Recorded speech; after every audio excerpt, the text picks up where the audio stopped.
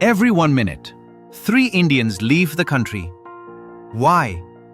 Where are they going? And what does it mean for India's future? Some leave with student visas, some with job offers, and many with just a dream. This is not a vacation.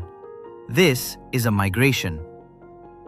Welcome to the silent exodus of 2025.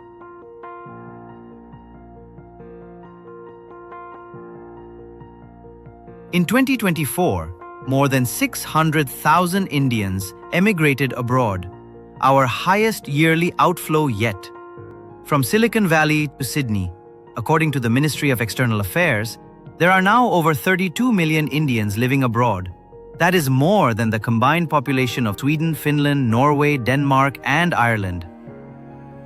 But why are they leaving?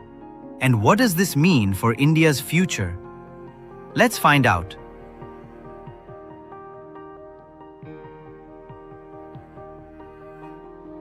It's not just the ultra-rich or high-profile techies. The biggest group leaving India today is students. Students account for the largest group. India is the world's top source of international students, especially in Canada, the UK, Australia, and the US. Indian-trained nurses alone make up 70,000 to 100,000 annual departures. Each year, tens of thousands of Indian students walk through departure gates, not just chasing dreams, but buying tickets to a different life. For many, education abroad is no longer just about a degree, it's the first step in a carefully planned migration strategy. A whole ecosystem has emerged around this. From Delhi to Hyderabad, from Pune to Kolkata, the student migration industry is now a multi-billion-dollar business. In 2024 alone, over 750,000 Indian students went abroad to study. That's up from around 500,000 just 5 years ago. These students are not just heading to the US and UK anymore. They're also choosing Canada, Australia, Germany, Ireland, the UAE, and now even France and South Korea. And this isn't cheap. The average spend per student per year? Tuition, 18 rupees to 25 lakhs rupees. Living expenses, 8 to 12 lakhs rupees. Total, 25 to 35 lakhs a year. Multiply that by 750,000 students. We're talking about over 200,000 crores leaving the country each year. That's equivalent to the entire health budget of India. But this isn't just about education. For many, it's a path to permanent residency. Agencies openly market, study in Canada, work 20 hours a week, get PR in 2 years. Colleges abroad, especially private institutions, have noticed this trend. In fact, entire universities are surviving on Indian enrollments. According to a 2024 audit in Canada, Indian students now make up 45% of all international students in the country.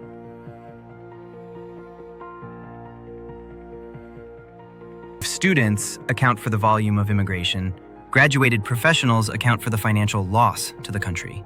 Each year, some of the brightest minds in India walk out of top institutions like IITs, AIMS, and IIMs, not into Indian industries, but onto flights to London, Toronto, Melbourne, and San Francisco. This isn't just migration, it's a brain drain. And in 2025, it's happening at an unprecedented scale. A large chunk of these people are young, highly educated, English-speaking professionals, exactly the talent India needs to retain. Let's break it down. 70,000 to 100,000 nurses leave every year, many trained with public subsidies. Indian origin doctors now represent 1 in every 20 NHS doctors in the UK. Over 300,000 Indian engineers are currently working in tech across the US, UK, and Germany.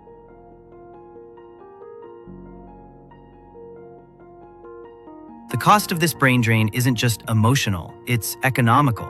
Many counter-argue by stating the huge remittance NRIs send back to India. The diaspora sent back $129 billion in remittances in 2024 alone. That's a record of highest in the world. That's more than what India spends on its entire education budget. But money's not a replacement for everything. Innovations, improvements of public service, or scientific breakthroughs that don't happen here because the people capable of them aren't here anymore. It's a zero-sum game. When one talented Indian becomes a professor in Boston, that's one less professor in Pune or Patna. When a young AI researcher joins Google in Zurich, that's one less founder of a tech startup in Bengaluru, which could have created employment for hundreds and thousands of Indians. Each IIT graduate costs the Indian government over 40 lakhs in subsidies. When that student migrates right after graduation, it's not just talent lost, it's a national investment walking out the door. This outflow is happening while India is desperately trying to scale up in AI, manufacturing, public health, and research. But instead of building institutions, many of our best minds are helping build other economies. Back home, families are often taking loans, selling property, or dipping into retirement funds to send their children abroad. In some towns in Punjab and Gujarat, entire villages look empty because the youth have left.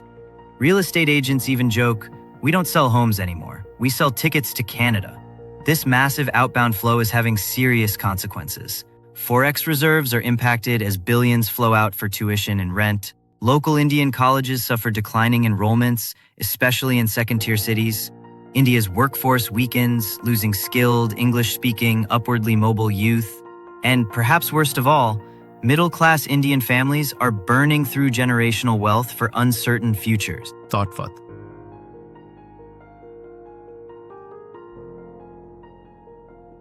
For many Indian students, leaving the country isn't just a decision.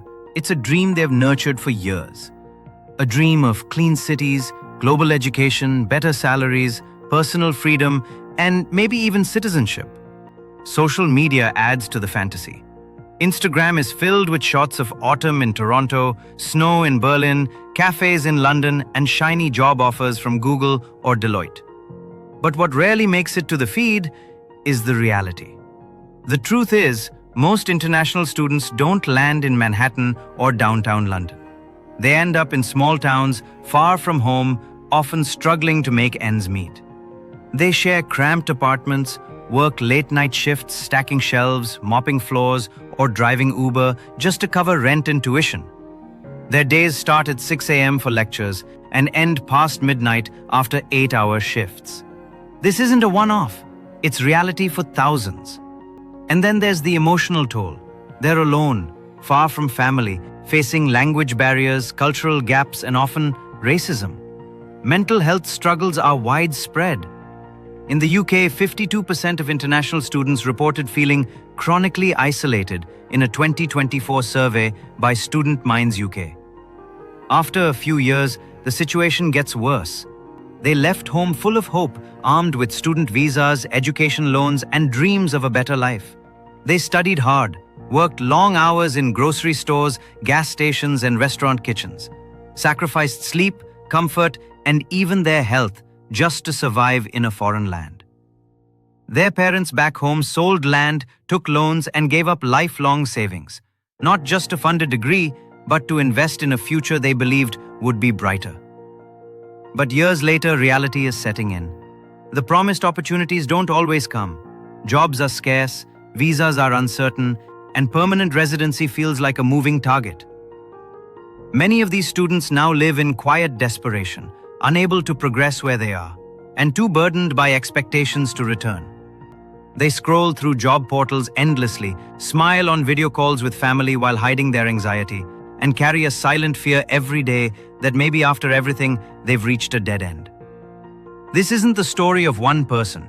It's the quiet reality of thousands, a generation caught between two worlds, one that doesn't fully accept them, and one that's waiting for successful return that may never come. In rising competition, visa restrictions, and skyrocketing cost of living, many students find themselves stuck in this limbo, not fully integrated abroad and unable to return home successfully. What we see online is only half the story. Yes, there are success stories, but for every LinkedIn post about a high-paying job, there are hundreds quietly struggling with low-paying survival jobs, immigration delays, and unfulfilled promises. The reality is, life abroad is not always glamorous. It can be lonely, exhausting, and deeply uncertain. The dream can feel like a trap, one that was expensive to enter, and even harder to leave. We do not want to discourage anyone and also agree that it's not all bleak. Studying abroad can open doors, elevate career, and provide better life exposure. But let's stop selling it as a fairy tale. Because when young Indians know the full picture, they can make better choices. And maybe, one day, help build a country where such dreams don't require a foreign address.